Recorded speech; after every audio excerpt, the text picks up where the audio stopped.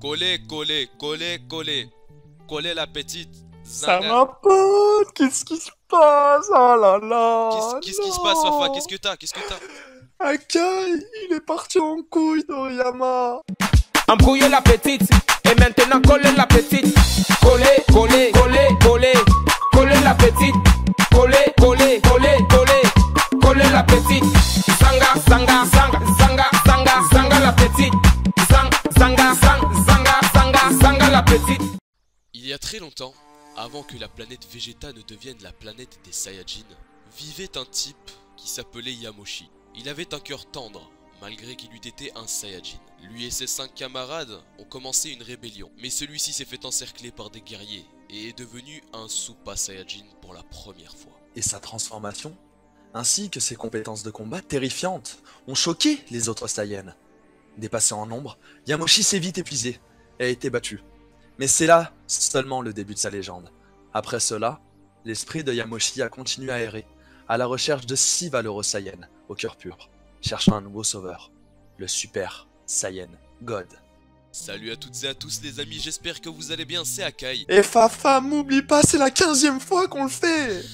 Et aujourd'hui, on se retrouve tout simplement pour débattre du Super Saiyajin légendaire Yamoshi. Avant tout, je voudrais créditer le site Dragon Ball Super France pour cette magnifique traduction. Sans eux, on n'aurait pas pu vous proposer cette vidéo. Sans plus tarder, c'est parti pour le débat. Alors oui les frérots, on va débattre, on va parler de ce Saiyan qui est sorti de nulle part. On dirait une carte sur Dokkan qui sort après un dimanche de TB les frérots. Yamoshi, parce que oui, il y a eu une interview de Toriyama qui est sortie il n'y a pas si longtemps que ça, et à Kayema on a été étonnés. On a vu cette traduction de l'article sur Dragon Ball Super France. Encore une fois, je vais créditer le site parce qu'ils font un boulot monstrueux à chaque fois sur le titre des épisodes, sur la diffusion des épisodes, sur les synopsis comme nous dit Akai. Donc grand merci à Dragon Ball Super France, et pour le petit conte de fées, ça venait d'eux aussi. Donc Voilà. on va parler de Yamoshi, donc ce Saiyan, ce premier Saiyan, voilà, ça vient compléter le lore de Dragon Ball, et on va s'arrêter un peu plus sur des points d'interview par rapport justement à l'avenir des Saiyans, ce que sont à proprement parler les Saiyans, d'où vient leur puissance, les cellules de rang S. Donc comme on a parlé Toriyama dans son interview, donc pas mal de petites choses qui viennent compléter ce manga qu'on aime tant.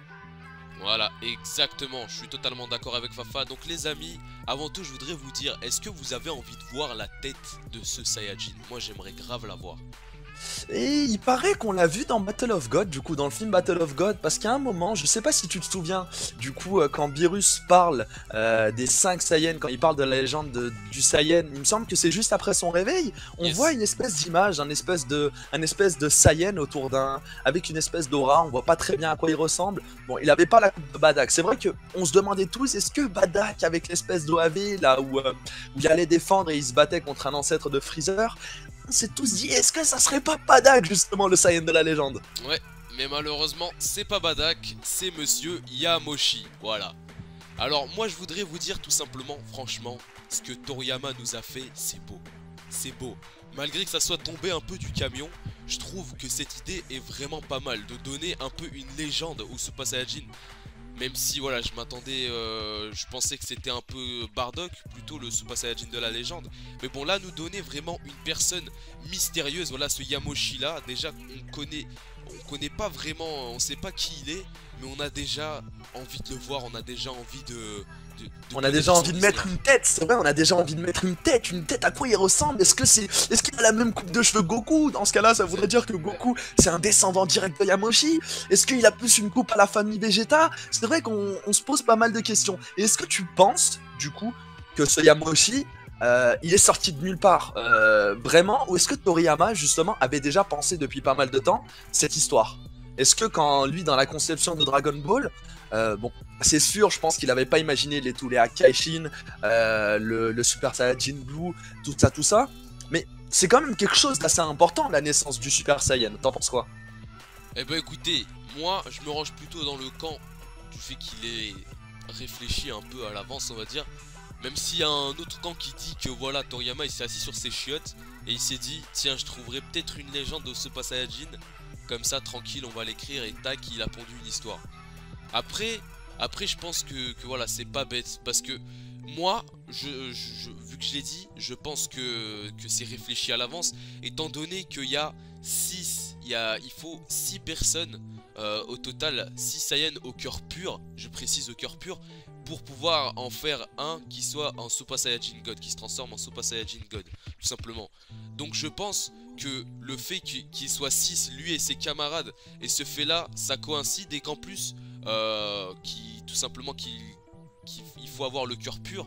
En gros, ça montre un peu qu'il avait réfléchi à l'avance, et que je pense que cette histoire-là, elle était déjà dans sa tête durant cet arc avec Beerus, Battle of God, etc. Ouais, durant l'arc Battle of God, c'est vrai que on a tous été un peu surpris de revoir une nouvelle transformation, la transformation en God. Voilà, ça faisait combien de temps qu'on n'avait pas vu de Dragon Ball à la télé? La dernière chose qui était sortie, c'était les Dragon Ball Kai. Il me semble que Dragon Ball Heroes et tout ce qui est Isekardas et tout ça était déjà dans le commerce. Mais c'est vrai que c'était assez surprenant de voir Toriyama nous sortir encore et nous surprendre. Après, c'est vrai que c'est une transformation qui peut être assez cohérente. Comme on l'a vu contre Broly, Goku, quand tout le monde lui donne son énergie, tu vois que c'est un Super Saiyan plus. Donc forcément, si tu prends 6 Saiyans, cœur pur, il y a toujours eu cette notion de cœur pur dans Dragon Ball. C'est vrai que ça peut nous donner quelque chose d'assez intéressant. Après, reste à savoir, ça serait bien qu'ils nous présentent, je sais pas, tu sais, peut-être sur des planches, dans un scan, déjà voir la tête de Sayamoshi. Tu peux pas nous dire, ouais, il y a eu un Saiyan dans la légende, il y a eu un tout premier Saiyan, et pas nous le montrer. Après, est-ce que c'est pareil? Est-ce que son escouade, c'était 5 Saiyans au cœur pur? Il y aura toujours des débats, mais voilà. Toriyama, il nous a fait un petit quelque chose, ça nous titille, c'est pour ça qu'on fait aussi cette vidéo avec Akai, les frérots, mais c'est vrai que c'est quand même assez intéressant. Et on va parler aussi du coup des autres aspects, on va pas parler trop longtemps de Yamoshi, vous allez me dire Yamoshi, vous nous parlez d'un personnage, on n'a même pas vu sa tête les frérots. Voilà, on va essayer de vous trouver... Prénom, ça veut dire... ça veut dire germe de soja, gros. Ah gros, il va avoir une teuté le Yamoshi, c'est un Namek. Tu vas apprendre que le premier Saiyan c'est un Namek. Non, c'est pas possible. Donc non, on va enchaîner parce qu'il nous parle aussi de d'autres trucs pas mal intéressants comme les cellules S. Est-ce que t'as compris ce que c'est les cellules S, mon frérot? Moi, je pense avoir compris ce que c'est les cellules S, hein, parce que moi je suis un peu scientifique dans l'âme, t'as vu. Enfin bref. J'ai toujours dit, et la vie de moi que j'en ai des cellules S, enfin j'espère que j'en ai. Moi aussi, elles sont là, le coule dans mes veines.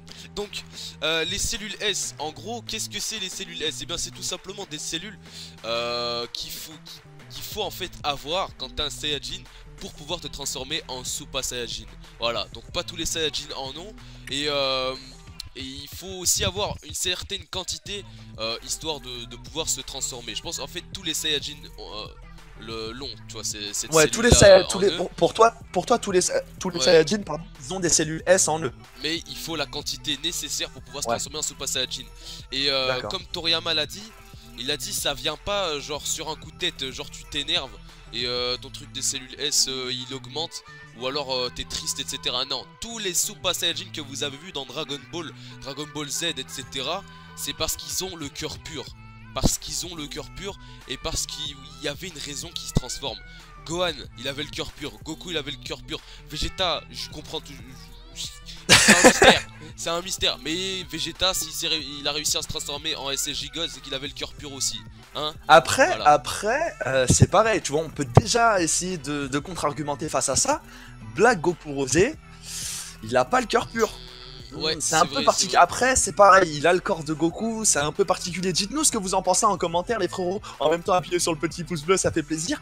Mais voilà, le cœur pur, c'est toujours un peu compliqué parce que Vegeta, c'est pareil. Vegeta, cœur pur. Vous allez me dire, ouais, mais SSJ God, c'est qu'il avait quand même un petit peu le cœur pur. Ouais, c'est vrai qu'on l'a vu se transformer en SSJ God dans les scans. C'est vrai, je suis d'accord avec toi. Donc Bulma, elle a réussi à le changer. Je sais pas ce qu'elle a fait avec lui, mon pote, et je veux pas savoir. Bon, en gros, il faut surtout avoir une bonne âme. Comme le dit bien la traduction de Dragon Ball Super France, il faut avoir une bonne âme, ce qui est la plus simple façon d'augmenter les cellules S. Et cellules S. Et c'est vrai qu'il nous parle d'un autre aspect intéressant qu'on n'a pas mentionné par rapport à Trunks et Goten, par rapport aux enfants de Vegeta et Goku.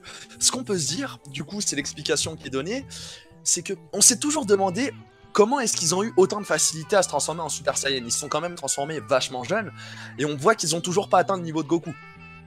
Goku qui est juste un génie du combat, donc on peut se demander mais pourquoi est-ce que Goku il a pas réussi à se transformer alors qu'il était petit.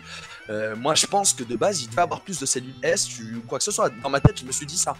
Mais là avec l'explication qu'il nous donne, c'est justement en fait ces cellules elles seraient héréditaires. Donc voilà. Vegeta et Goku forcément ils ont élevé leur niveau de Saiyan, et je pense que plus tu montes en puissance, plus tes cellules, si tu veux, peut-être les cellules évoluent en fait, aussi dans ton corps. Je pense que c'est ça. T'as des cellules peut-être qui n'étaient pas de rang S, je pense que c'est peut-être une bonne explication, et dites-nous ce que vous en pensez. Tu dois avoir des cellules de rang A, de rang B, tout ça, quand t'es un Saiyan. Et ces cellules, elles évoluent peut-être à force de combattre, à force, je sais pas, des émotions que t'as, comme quand Goku il s'est transformé en Super Saiyan. Peut-être qu'il a justement éveillé certaines cellules qui lui ont permis de se transformer en Saiyan. Moi, ce que je me dis, c'est que du coup, vu que c'est héréditaire, forcément, ils sont arrivés à un moment, Vegeta et Goku, ils avaient tellement de cellules de rang S que forcément leurs enfants, ils ont hérité de ces cellules. Et c'est peut-être pour ça qu'ils ont eu autant de facilité, Trunks et Goten, à se transformer en Super Saiyan à 5-6 ans. Faut quand même le dire, alors que Goku, il a attendu son père, sa daronne, son frère, son grand-père, tout le monde meurt avant de se transformer. Exactement. Mais Goku, si on réfléchit comme ça, et qu'on sait que son père a réussi à se transformer en Super Saiyajin, ça veut dire que Goku lui aussi a eu un héritage de cellules S en quantité suffisante. C'est vrai. Pour passer en Super Saiyajin lui aussi. Même si c'est surtout dû au fait qu'il s'est beaucoup entraîné et à la mort de Krillin qui l'a complètement bouleversé. Et donc ça lui a fait sûrement un petit sursaut de cellules S et tac, il s'est transformé. Enfin voilà, moi j'aime beaucoup le fait que Toriyama mélange la science avec Dragon Ball. Et je pense que c'est totalement, franchement c'est totalement remarquable, voilà, tout simplement. Et je pense qu'il a eu raison d'essayer de donner une explication à tout ça, parce que on était pas mal à se demander, ouais mais est-ce que du coup c'est Bardock le Saiyan de la légende, est-ce que ça serait Bardock du coup le premier Saiyan God? C'est vrai que voilà, Dragon Ball avec Dragon Ball Super, c'est un univers qui s'étend de plus en plus, et c'est vrai qu'il faut essayer d'essayer de donner un peu plus de structure et un peu plus de cohérence à cet univers qui est tellement beau, mais à la fois tellement putain, on aurait pu faire tellement plus de choses, en espérant que ça continue encore longtemps. Mais voilà, globalement pour le petit speech de Toriyama par rapport à tout ça. Ouais. Donc non, Yamoshi, en espérant qu'on ait plus d'informations sur ce Saiyan prophète, hein, on va l'appeler comme ça, parce que Beerus, il avait fait un... C'est vrai qu'on s'était pas trop attardé, j'avais pas vu trop de théories par rapport à ça, par rapport au rêve de Beerus. Encore que ça remonte à pas mal de temps, mais voilà, ce Yamoshi. Est-ce que ça serait un Yamoshi Super Saiyan God Ultra Instinct? Donc est-ce que quand t'as plein de cellules de rang S, tu transformes en Ultra Instinct, ça part en cacahuète après? Ouais. Non, mais franchement, je sais pas ce que t'en penses, mais moi, non, je suis content face à cette petite info. Un peu hypé, j'aimerais bien avoir, je pense que comme toi, un petit visuel quoi, mais non franchement c'est sympa. Et d'ailleurs dans l'article on voit une nouvelle image de Jin, je sais pas si t'as fait attention, on pourra peut-être la montrer aux frérots qui regardent cette vidéo. On voit une nouvelle image de Jin avec Bardock. Elle est tout simplement à l'écran lorsque vous êtes en train de la voir avec Jin et Bardock. Avec Jin et Bardock, donc voilà, c'est toujours cool d'avoir des informations sur les darons de Goku, voilà, il manquerait plus que le Yamoshi, ça soit le grand ancêtre de Goku, et là on tient le père de Bardock, on a une théorie à 200 000 vues mon pote, hein, je te le dis. Voilà, en tout cas les frérots, j'espère que cette vidéo vous aura plu. Si c'est le cas, le petit pouce bleu. Je sais pas combien vous voulez mettre de pouces bleus, Fafa, tu dis combien de pouces bleus? Ah, c'est pas les vacances, sauf si on la sort à Noël, frérot. Mais là, on va dire c'est pareil. C'est une vidéo qui sort de Dokkan. Allez, faites-nous plaisir. Un petit 500 pouces bleus. Vous êtes fidèles, les frérots, et je vous en remercie. Et dites-nous en commentaire, parce qu'on en avait déjà fait une des vidéos avec Aka. Ça vous avait pas mal plu, les frérots. Donc, dites-nous si vous voulez qu'on se refasse ce genre de vidéo. Dans tous les cas, nous, on va le refaire parce qu'on kiffe ça. Ça nous plaît toujours. Et voilà, on vous fait des gros bisous. Et je laisse le mot de la fin à Akai. L'ami, abonnez-vous à sa chaîne. Je vous la mettrai dans la description. Ouais, et elle s'affichera en fin de vidéo, et c'est lui qui fait le montage. Donc très bon youtubeur, il fait des vidéos théories sur du Dragon Ball Super principalement, mais voilà, il y a du One Piece, je crois qu'il va arriver sur sa chaîne aussi. Yes. Donc abonnez-vous. Ça y est, j'ai bégayé, la vidéo elle était bien, j'ai bégayé. Enfin, on va pas retourner, j'en ai rien à foutre. Donc abonnez-vous à Kai Sensei, les frérots. Merci Fafa, et le mot de la fin c'est Subclub. Bisous tout le monde.